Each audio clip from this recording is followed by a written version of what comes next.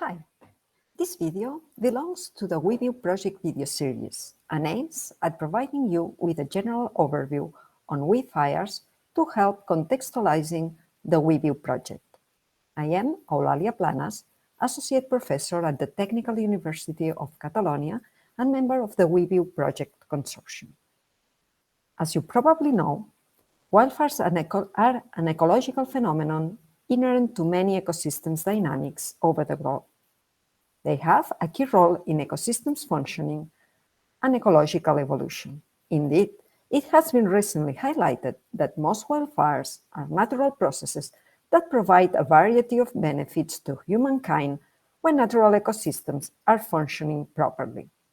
However, the problem starts when fire regimes, that is, the fire frequency, intensity, size, and duration of fires, are modified by human activities. Human alterations of landscapes and climate have led to strong changes in fire regimes and their socio-ecological impact. Unfortunately, in recent years, we have been witnessing these changes in several regions of the world, which are nowadays facing unprecedented crises caused by wildfires.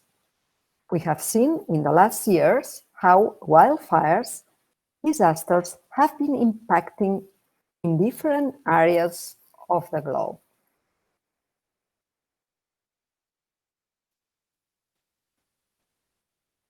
As I said, we are observing longer and more severe fire seasons across the globe.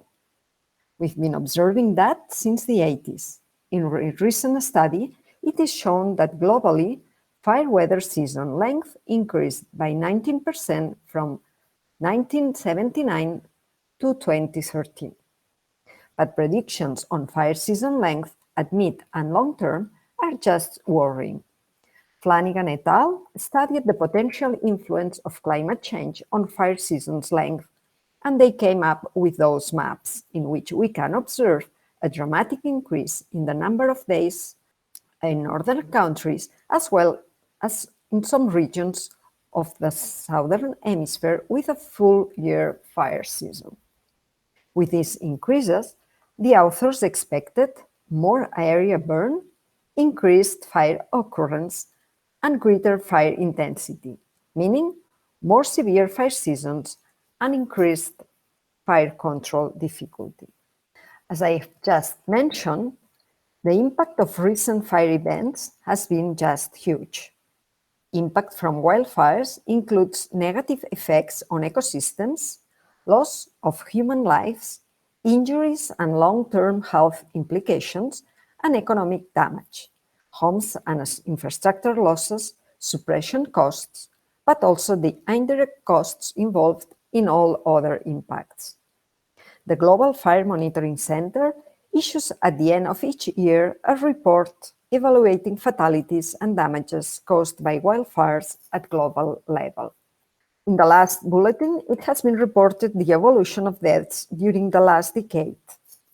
In 2018, 350 people were killed.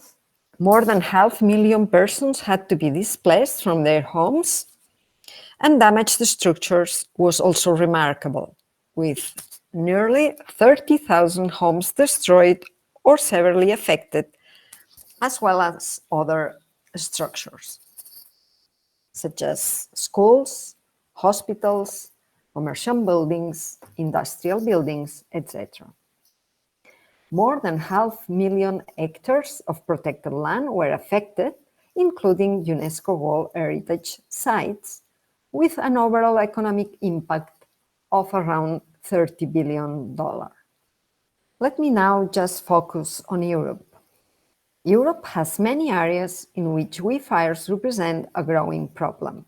Climate change is increasing wildfires' intensity and destructive potential in Mediterranean countries, but climate change is also causing emergent wildfire-prone zones in northern latitudes, which are not yet so adapted to wildfires.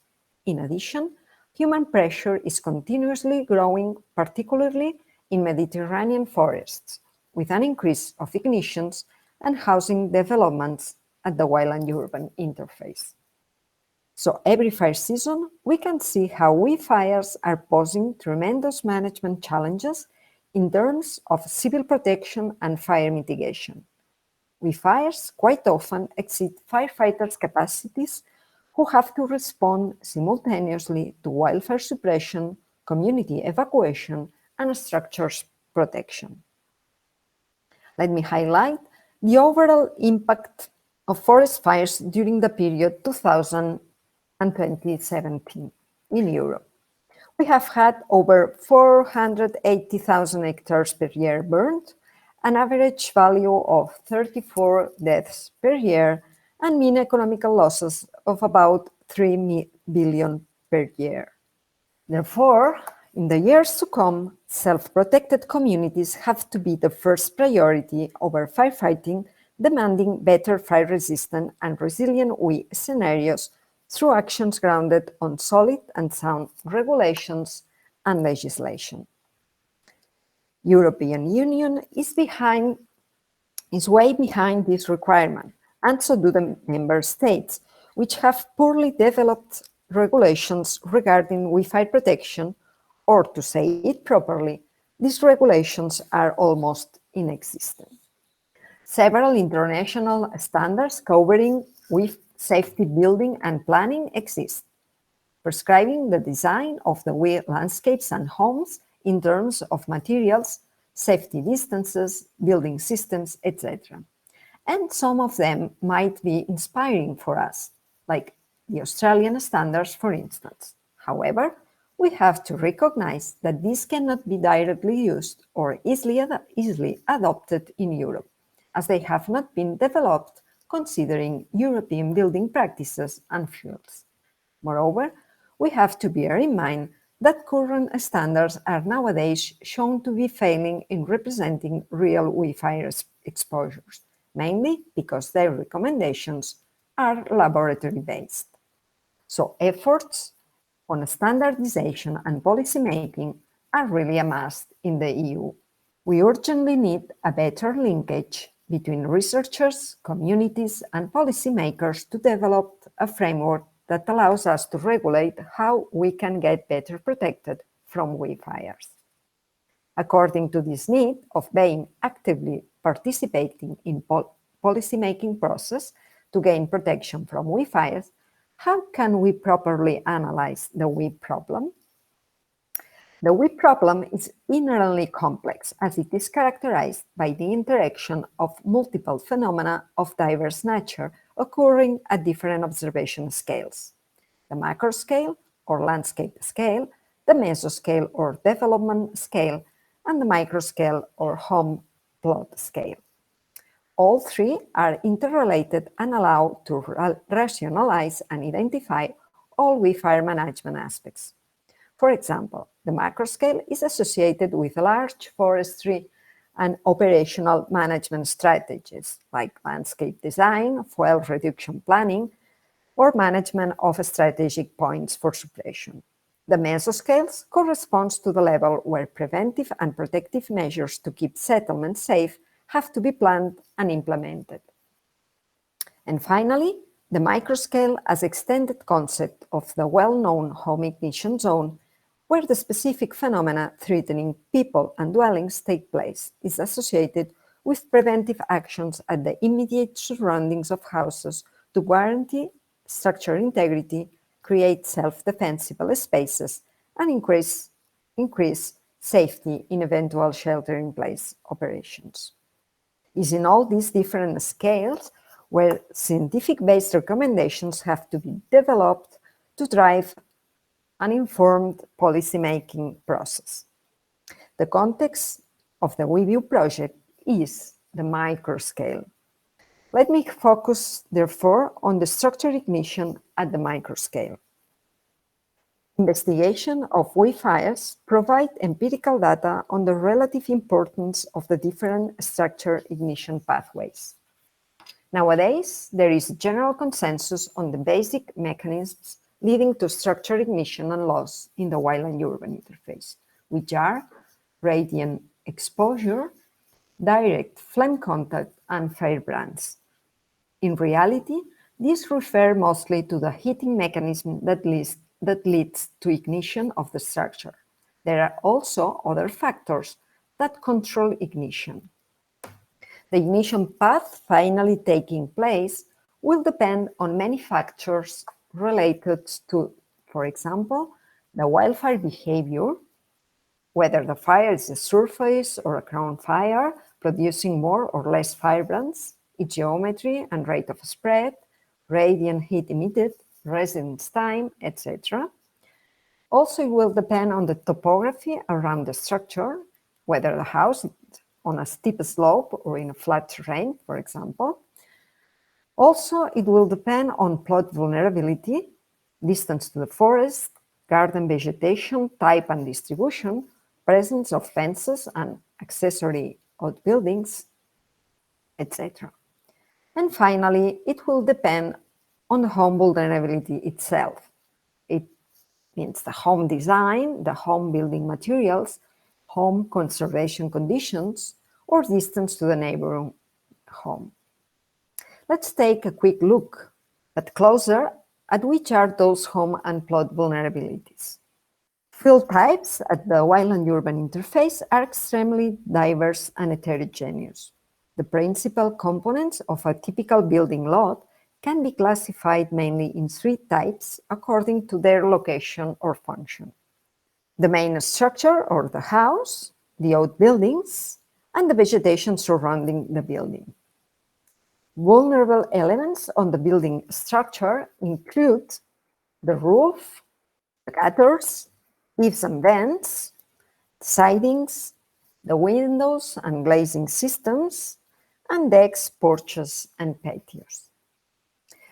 Vulnerable elements of outbuildings include fences, retaining walls, sheets, gazebos, and pit houses, decorative structures, playsets and outdoor furniture, and wood piles. The vulnerabilities for accessory structures are often identical to those of the main structures.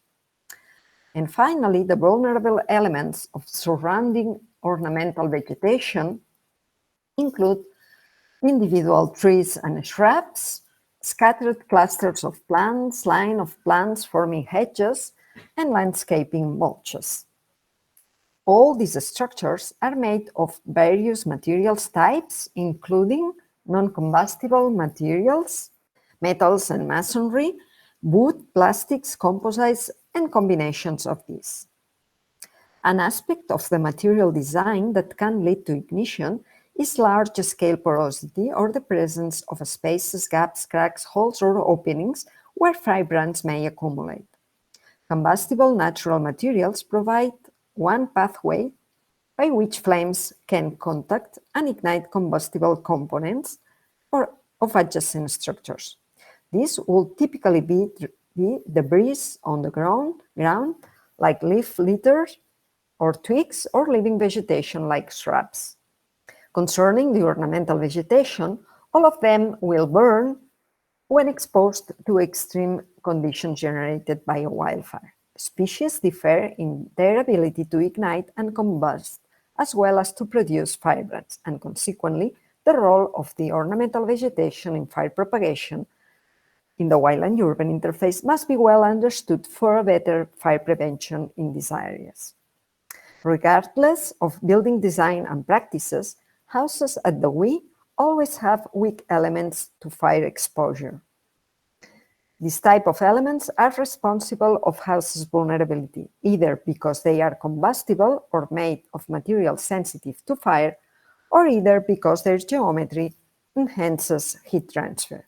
In particular, local turbulences and flame entrainment might be induced on particular structure geometries, intensifying flame contact and its consequences.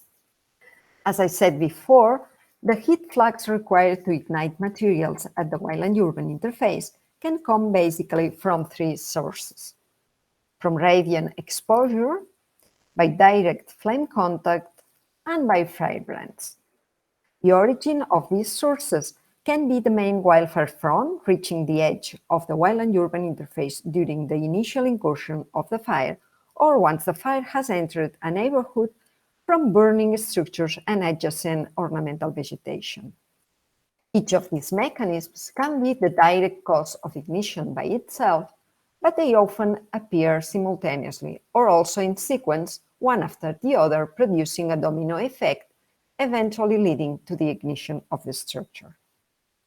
To conclude, let us remember that WUI fires are a global problem that is becoming more and more severe due to the climate change.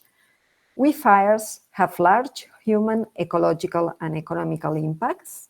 Efforts in policymaking are required to help communities, firefighters, and civil protection agencies to better manage such huge emergencies. And finally, the WUIVIEW project focuses on the micro scale to help better understand the role of the natural and non-natural fields existing at the plot scale on the home ignition pathways and their shelter-in-place capacity. Thanks for your attention and stay tuned. More dissemination materials will be released soon.